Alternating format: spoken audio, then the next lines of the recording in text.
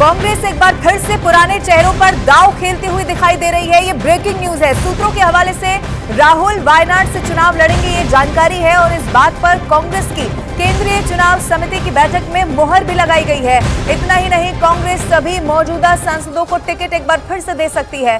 हालांकि दिल्ली की सीटों पर अभी कोई फैसला हो नहीं पाया है। कांग्रेस नेता केसी वेणुगोपाल ने बताया कि केरल, कर्नाटक, तेलंगाना, छत्तीसगढ़, दिल्ली और लक्षद्वीप की सीटें फाइनल हो गई हैं, जिनका औपचारिक जल्द ऐलान हो जाएगा। तो वहीं कांग्रेस नेता दीपक बाबरिया ने कहा है कि 11 मार्च को एक बार फिर से केंद्रीय चुनाव समिति की बैठक होने वाली है। उसमें और क्लियर हो पाएगा कौन कहां से चुनाव लड़ रहा है।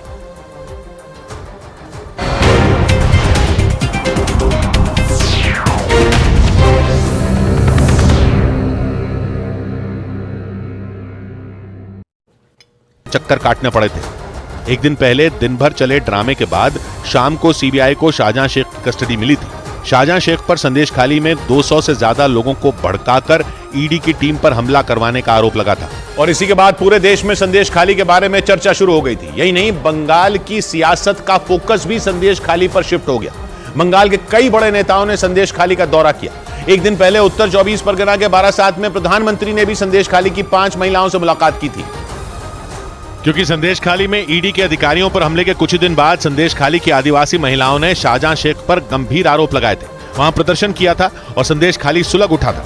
संदेशखाली बंगाल के उत्तर 24 परगना का एक विधानसभा क्षेत्र है और बंगाल के बसीरहाट लोकसभा क्षेत्र का हिस्सा है।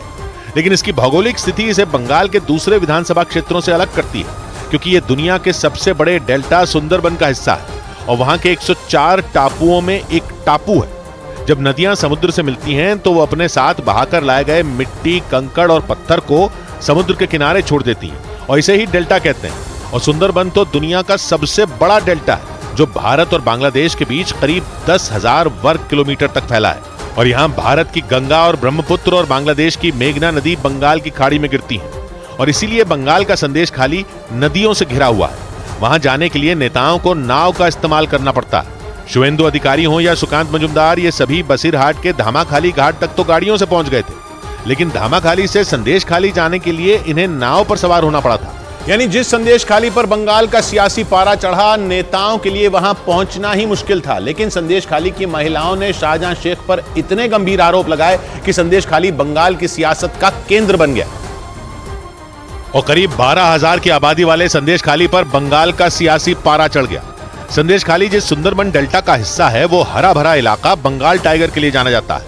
इस इलाके में जंगली जानवर और मगरमच्छों की भी अच्छी खासी संख्या है और वहां की आबादी कम होने की इसे सबसे बड़ी वजह माना जाता है। संदेशखाली और आसपास के इलाके में उरांव, संथाल और मुंडा आदिवासी समुदाय के लोग रहते हैं। ये सभी लोग संदेशखाली और उसके आसपास के जेलियाखाली, धामाखाली, हिंगलगंज और शमशेरगंज जैसे इलाकों में रहते हैं। ये वहां का डूब क्षेत्र है, यानी बाढ़ आने पर पूरा इलाका ही डूब जाता है। और कहा जाता है कि इन आदिवासी लोगों को अंग्रेजों ने यहां बसाया था। यानी भारत के राज्य बंगाल और बांग्लादेश की सीमा पर बसे संदेशखाली के लोगों की जिंदगी मुश्किल थी। भौगोलिक परिस्थितियों की वजह से आबादी भी कम है, लेकिन इन आदिवासी लोगों के मुताबिक शाहजहां शेख ने उनकी जिंदगी और मुश्किल कर दी। उनकी जमीनें छीन ली और महिलाओं का शोषण किया और इन्हीं आरोपों ने छोटे से संदेशखाली के आदिवासियों के मुद्दे को बड़ा बना दिया।